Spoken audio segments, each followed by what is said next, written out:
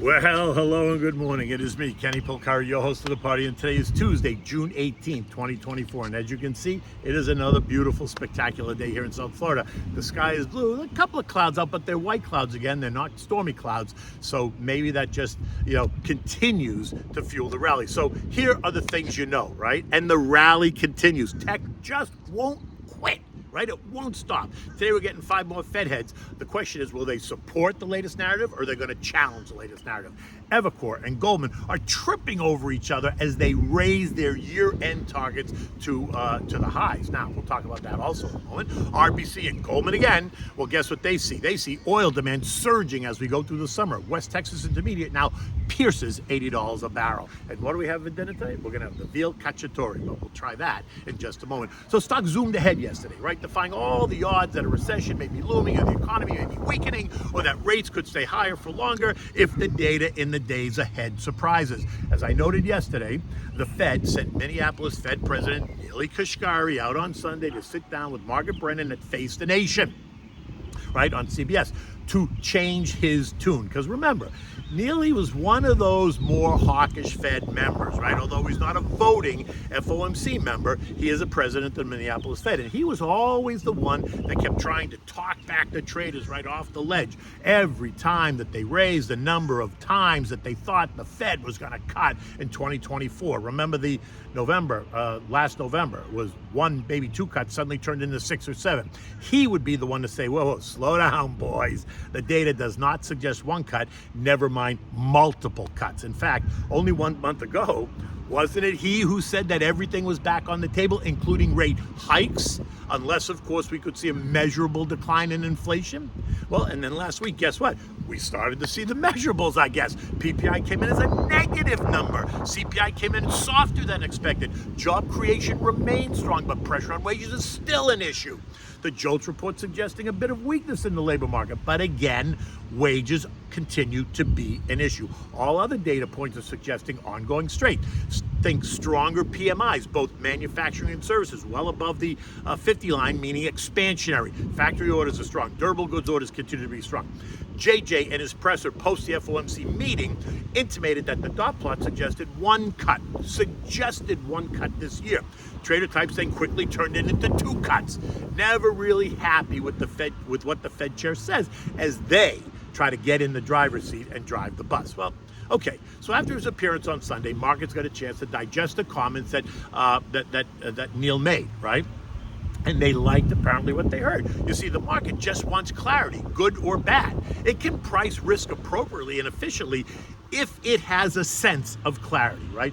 Yesterday I was on TV with Liz Clayman on Fox Business on the Clayman Countdown 3 o'clock, and we spoke about this exact point. You can see the video on my Twitter. It's in my written note. You can click on the link. You can also see it on my LinkedIn, where we talk about this point exactly and how the market operates more efficiently when it has a sense of clarity. In the end, what the Smart Logic algos took from the headlines was that there does appear now to be a time frame, December, according to Kashkari. A real time frame, someone who's from behind the Iron Curtain. And what did they do? They took stocks higher across the board. A Bloomberg article questioning the idea of the rally, saying that the rally doesn't really make sense, that the Fed pared back expectations for rate cuts. Okay, but wait a minute. To be clear, the Fed, JJ, never called for multiple rate cuts. It was always the street that did that. So I guess the article should say that the Fed pared back street expectations of rate cuts, which were irrational to begin with, and then they pacified the street by acknowledging that 1 cut is most likely the likely scenario. You see, in the end, 1 cut is better than none, and that's the reason, in my mind, for this ongoing rally as they continue to push and push and push. And while stocks closed higher, they didn't close at the intraday highs, right? They backed off from that a little bit, but the Dow was still up 190 points or 0.5%. The S&P up 42 points or 0.8. The Nasdaq up 170 or 1%. The Russell up 16 points or 0.8. The transports up 125 or 0.8, while the equal-weighted S&P rose 45 points or 0.7. So now the question is, what will they say? They are the 5 talking Fed heads. Something that I'm beginning to think should not be allowed to happen. We got Dallas Fed President Lori Logan, Richmond Fed President Tommy Barker, Chicago Fed President Austin Goolsbee, St. Louis President Bertie Musalem and Fed Governor Adriana Kugler. Why? Why shouldn't they be allowed to talk anymore? Because it's too chaotic, right? If they don't support the newest narrative, then they just cause more chaos in the markets, right? Benefiting, quite honestly, their own trading accounts. I'd love to see what their trading accounts are set up before they go out and talk, which is a whole other story, but let's not go there right now. If any one of them come out and challenges what Neel said, or they say that they don't see rates moving lower, or that the data does not support a rate cut at this time, then you got to watch out, because it's going to flip yesterday's story, right? Overnight, Philly Fed President Patty Harker, who's not due to speak today, did say, he came out on his own and he said that he sees one rate cut this year based on his own forecast. So he's now supporting the same Neel Kashkari commentary. So let's just see what happens with the others. My guess is it's going to be a split decision. They can't all come out and say the same thing because there's some lingering underlying concerns. Things sticky inflation on food, utilities, insurances that continue to weigh on the consumer. It's not as if the data is collapsing. It isn't. 5.25% rates are historically well within the normal range, right? We've talked about this. Or am I missing something? And by the way, we've been here now for 14 months, and the markets are kissing and taking new highs. It's unbelievable, right? And just to add to all the excitement, Evercore ISI, who had one of the lowest year-end S&P targets at 4750, woke up yesterday and suddenly decided that they wanted to get some airtime. So they raised their year-end target to the highest on the street.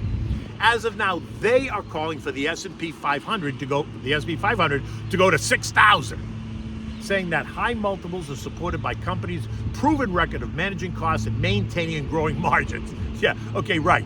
Think raising prices to keep growing those margins. That's what's happening there, right? And 6,000, by the way, is 9% higher from here, and the S&P is already up 14.75% year to date, and we're halfway through the year.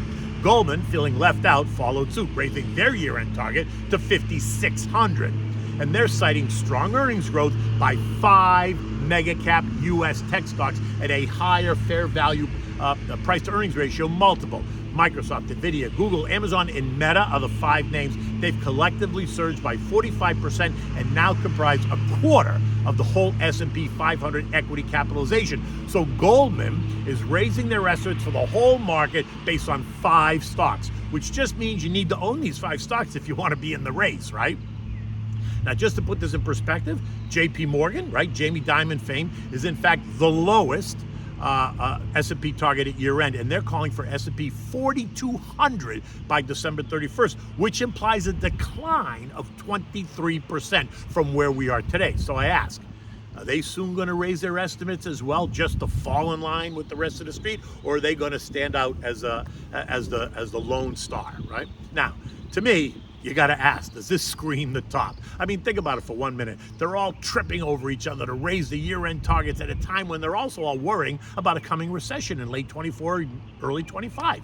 What am I missing in this? This is exactly when you realize that you need a plan, right? You can't be making these irrational FOMO, fear of missing out, daily decisions, and you wouldn't have to if you had a plan, which is why you should always speak to your advisor. Now, gold ended the day down $15 to $23.33 on the back of slightly higher bond yields, right? We'll talk about that in a minute, as the gold bugs await new confirmation that not only is a rate cut coming, but that it's coming as expected now in December. Again, gold remains in the 2,300, 2,400 trading range, and will most likely do so until we start to get next month's economic data, right? The CPI, the PPI, the inflation numbers, what's it mean? Housing starts, building permits, the PMI, services, manufacturing, all the usual, right? Oil exploded higher yesterday. Recall what I've been saying, that it's not a demand issue. I never thought it was a demand issue. And that yesterday we were sitting right between the long-term and short-term trend lines at 77.50, 79.50. So the next move was going to define where oil was going to go. We were either going to break out or we were going to break down. Well, here you go, sports fans. Yesterday, oil exploded higher, rising by nearly 3% to end the day at 80.62, breaking out and up through the trend line. And why, do you ask? Why did that suddenly happen? Because street analysts, led by RBC's Halima Croft and Goldman's Yulia Grigsby, are now calling for oil supplies to get tighter through the summer, as the summer driving, the summer boating, the summer flying season demand grows, right? And it's going to draw down inventories. Another reason cited, though, was this huge short covering rally in the oil market. So guys that were betting against oil, right, betting that oil was going to collapse, and there were a lot of them, tried to profit from the decline in price, suddenly realized that the gig was over. And they ran to cover, only fueling the advances. They tripped over each other, trying to limit their losses. And in order to do that, they had to buy oil contracts back, right? So that just put pressure on oil. Oh, it is a tangled web we weave. Now, bonds, which have been rallied nicely in the past couple of weeks on the idea that the rate cut was coming sooner rather than later, think July versus December, gave a bit back yesterday and sent bond yields up, right? Just a tiny bit. The 2-year ended the day yielding 4.786%. The 10-year was yielding 4.28%. The TLT, the TLH, and the AG all gave back a bit of their recent rally, falling 1%, 9/10, and 4% respectively, right? All this is bond buyers do the dance as they try to confirm that a December rate hike is in fact really in the cards, right? In any event, at this point, it isn't about the rate cut per se. It's about what a rate cut says about the trend, right? Now, one move doesn't make a trend at all, but a move down is not a move up. And that is what the key is, right? Down versus up, or even down versus holding steady. Let's just hope that a rate cut in December is not premature, the way it was in 1981 when they thought they had killed the monster only to find out that the monster, inflation, was very much alive. And for those of us who lived it, we can confirm it was not pretty. Now, this morning, U.S. futures were churning, right? Now, I got up at 3 o'clock this morning. I couldn't sleep, so, the futures this morning at 4 a.m. Were down a little bit, right? The Dow was down 40, the S&Ps were down 2, Nasdaq was up 25, and the Russell was down 6. But we're closer to the opening now, so don't worry about those numbers. Eco data today includes retail sales month over month, ex-autos and gas expected to be up 0.3 and up 0.4, respectively, which was stronger than last month. Industrial production up 0.3, stronger than last month. Capacity utilization at 78.6, stronger than last month, which doesn't really support the urgent need for what? A rate cut. Apparently, 5.25% rates are not impacting these data points, which is exactly my point. Here we are at 5.25% rates, which are historically normal, and stocks are making new highs. But if you have to ask, is the Fed feeling the pressure to cut rates to get in line with the other central banks that have already done that, right? They've already begun the process. We talked about that. More global central banks are going to meet this week. The Bank of England's meeting on Thursday. No rate cut is expected now, but the idea, which is yet to be confirmed, is that the Bank of England is going to lay out a schedule to begin the process at the next meeting, although that's still unclear. Maybe yes, maybe no. We're also going to hear from Norway and Australia, who also appear to be in no rush to cut rates. European markets are up slightly this morning in what is a direct reaction to the rally in the U.S. tech companies that caused new closing highs for the S&P and the Nasdaq.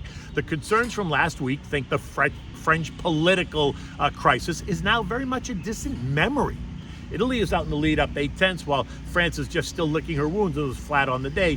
But the other markets are, kind of up in between, 0.5%, 0.3%. The S&P closed at 5473, up 42 points yesterday. Is there anything else to say? I mean, I'm invested. My clients are invested. We're enjoying the ride up. I'm not complaining. I'm now just hoping that the recent push higher slows and even corrects just a little bit. I mean, look at the chart. It's hyperbolic. Jojo better hope that JJ can keep this ball rolling into the election, because the last thing Jojo wants is a crash coming into the fall right ahead of the election. Call me to discuss it. I'm always happy to talk about a long-term game plan, helping you to create long-term and generational wealth. Okay, so now, what are we having for dinner on this fine day here in South Florida? Well, so we're going to make the Veal Cacciatore. Now, this is really a delicious dish, and it's not that difficult to make. Cacciatore is a dish prepared by the hunter, right? In Italian, the hunter is called the Cacciatore. In Italian, he prepares his food with either braised chicken or rabbit, garlic, tomatoes, onions, bell peppers, mushrooms, peas, seasoned with oregano, basil, wine, and some salt and pepper. In today's recipe, I just substituted the chicken or the rabbit for chunks of veal, right? Top round chunks of veal cut into, bite-sized pieces, right? So you want to start by sauteing the crushed garlic in the olive oil. You're going to add the seasoned veal pieces, right, that you've seasoned just with salt and pepper. You're going to brown the veal on all sides. There's no reason to cook it all the way through because it's going to cook once you put it back in the sauce. Once you've browned all the meat, remove it, place it on a platter, and just set it aside. Next, you're going to add your sliced onions, the bell peppers. You're going to use 2 large onions because they turn sweet. You're going to use a green bell pepper, a red bell pepper, an orange bell pepper, a yellow bell pepper. You can make it colorful. Doesn't all have to be the same colors, right? Saute the onions and the peppers until they're soft. About 10, 12 minutes, something like that. Season them with salt and pepper. Remove them now from the pot. Put those on the side. Add 2 cans of kitchen-ready crushed tomatoes, not puree, crushed tomatoes. Then add 1 can of water and 1 cup, 3/4 cup of red wine, right? That's optional, but you can use it. I would use a Chianti in this, something very simple. Season it with salt and pepper, oregano, fresh basil, bring it to a boil, then turn the heat down to simmer. Now you're going to add everything back. Going to add the veal back, the peppers and onions. Now here, it's optional, but here is where I would put in a can of sliced mushrooms. You want to drain the water first, let's add the sliced mushrooms, and 1 bag of frozen peas. Let it simmer, let the whole thing simmer for 45 minutes. You're going to stir it occasionally. At this point, it's done. But like I said, the longer it simmers, the better it is. And if you let it cool and you refrigerate it overnight, oh my God, it's like you died and went to heaven the next day. When you're ready to eat it, you're going to bring a pot of salted water to a rolling boil, and you're going to add the pasta. Now, this is something substantial, a long pasta like a bucatini or a fusilli. You want to cook that until it's al dente, 8 minutes or so. You're going to drain it, always reserving a mug full of the pasta water, which are the tears of the gods. Return it to the pot, adding back a little bit of the water just to kind of moisten it up again. Let the pasta soak up the water, and then you're going to add 3 or 4 ladles of the sauce. You're going to toss it to coat it. You're going to add 2 handfuls of grated cheese. Locatelli Romano works really great with this dish. You're going to toss it again and serve it. You can either serve the veal right on top of the pasta in each individual dish, or you can put the veal on a separate platter, just put it in the center of the table. The meal works well with a nice Chianti. Remember, this is a meal prepared by the hunter. He is a simple man, so the wine should reflect this simplicity. Doesn't get any better than that. In any event, the day's about to get started. It's gorgeous here in South Florida. I hope it's beautiful by you. Until tomorrow. Actually, tomorrow's a holiday, so until Thursday, take good care.